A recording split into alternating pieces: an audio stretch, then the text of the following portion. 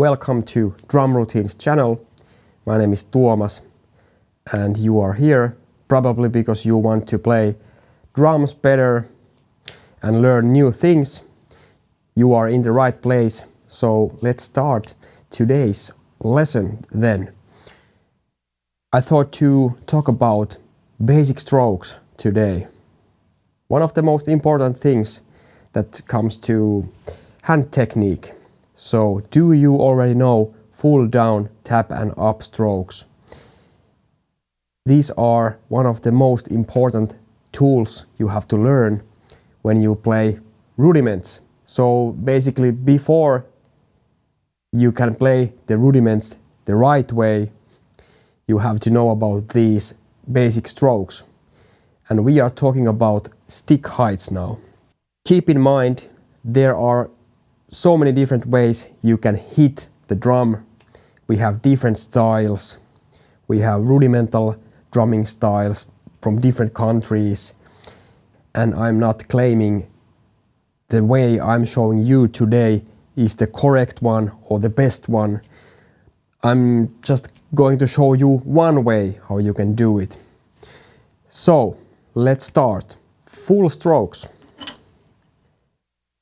Starts high, ends high. So, if the tip of the stick is here, my goal is to return the stick back up.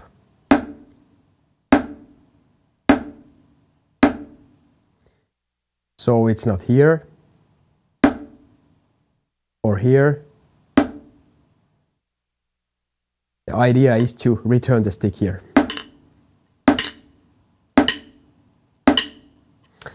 Like I mentioned, there are many ways how you can do it. You can do it like this. You could do it like this. You could do it even like this. But the main point here is that you have to really know that when you end the stroke, it's back here, up, like this. So, next stroke will be downstroke. So it starts here, high, ends low.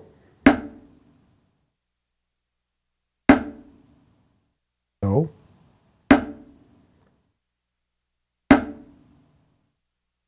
that's the basic mechanics of the strokes. So you end up here, like this. The third one is tap stroke, or you might call that a ghost stroke. So it's a silent stroke. So you just tap the drumhead like this, or pad.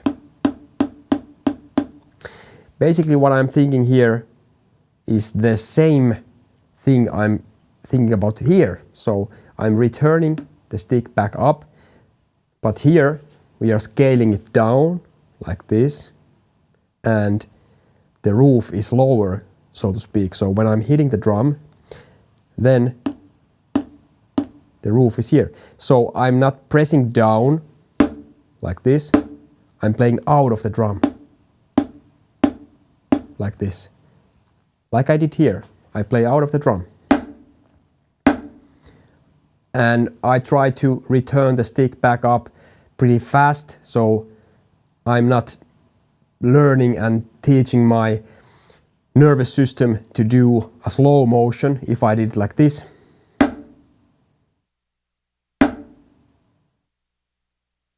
I think that's not a good idea.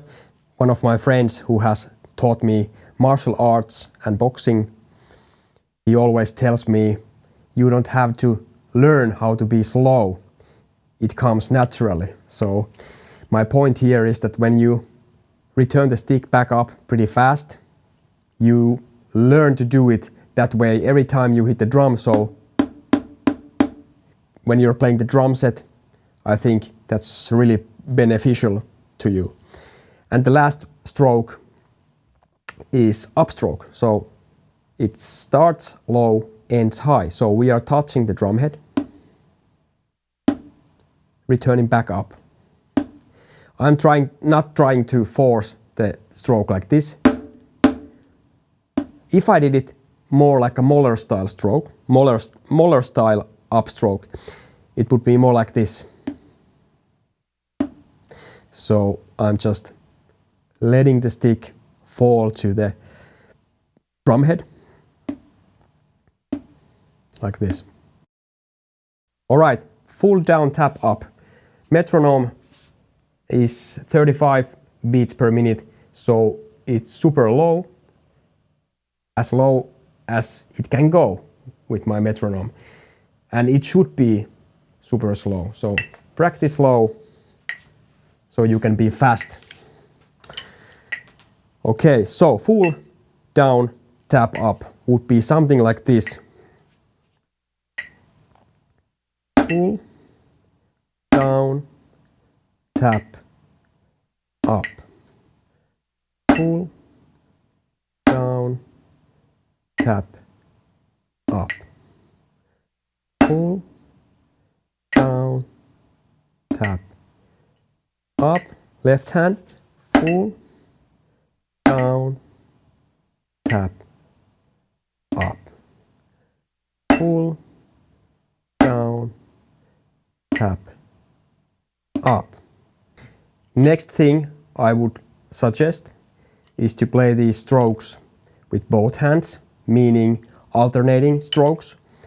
And it would mean that you play right, left all the time.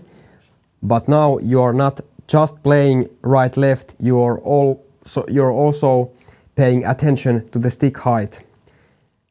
So full, down, tap, up.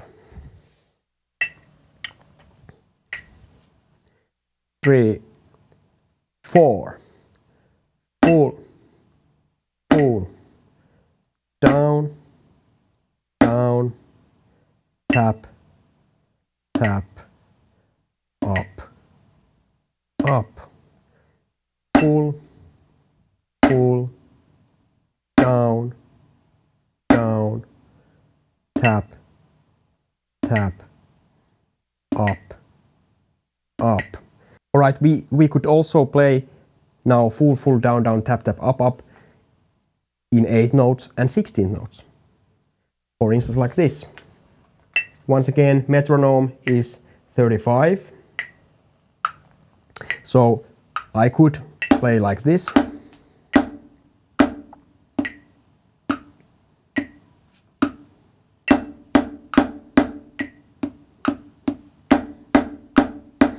So as you can see, I'm not guessing what my hands are doing in between of those strokes. So sometimes this goes here and that goes there. No, I'm in control all the time what my hands are doing in between of those strokes. So maybe first 8 notes.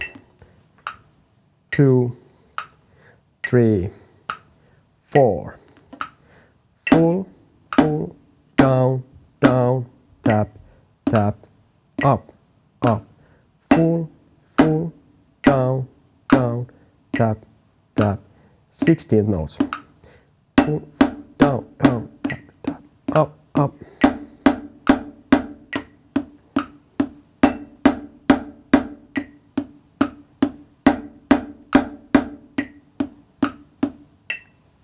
Or you could play this even in 30-second notes, which would be sounding like this.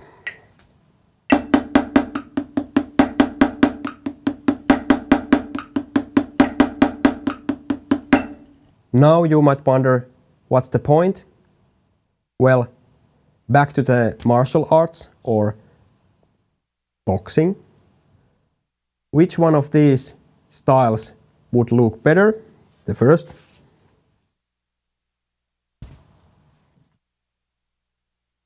Or this. I think I don't have to answer the question, but anyways, if you're leaving the drum stick to the head, you have to do basically this. You don't want to do this, unless there's something like this happening, or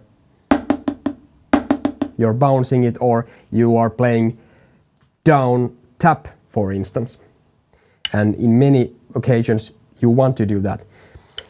But here you are practicing and teaching your nervous system to do the right motion, return the stick. You are starting to feel where the surface is coming, where you're playing. So when you hit down, you actually know where the head is when you're coming down. So even my eyes closed, I know I'm now close to the drum head. Sometimes I've even practiced this thing like this, like reverse stroke kind of. So coming here to the 45-degree angle like this. So I would do something like this. 1, 2, 3, 4. 1, 2, 3, 4, or maybe even longer, like 1, 2, 3, 4. 1, 2, 3, 4. 1. You get the point. So if I'm practicing like this all the time, that's basically what I'm teaching to my nervous system now. So if I'm doing this kind of motion, kind of bouncing a basketball, I'm also thinking about the mechanics here. Think about what like professional athletes do. They are not, like grinding the same thing with power and force all the time, every day, doing the same thing. No, they are practicing wisely. They are doing exercises that are helping their performance, whatever sport or skill or whatever it is. So here we have to practice those same kind of stuff that are actually helping our drumming. So let this sport be now drumming. So this is one of the helping exercises for your performance in drumming. So that's why we are practicing full down, tap up strokes. Of course, you can and you should play with different stick heights. This can be full stroke, this can be full stroke, but choose a system you want to practice and go for it. So don't try to do them all at once.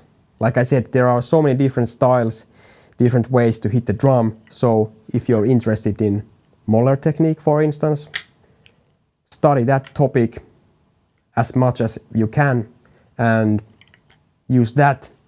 And when you think you know already something and you can use those concepts in musical contexts, then you can start exploring different techniques and styles. All right, guys, thank you so much for watching the video, and remember to subscribe if you haven't done that. Thank you so much and see you in the next video.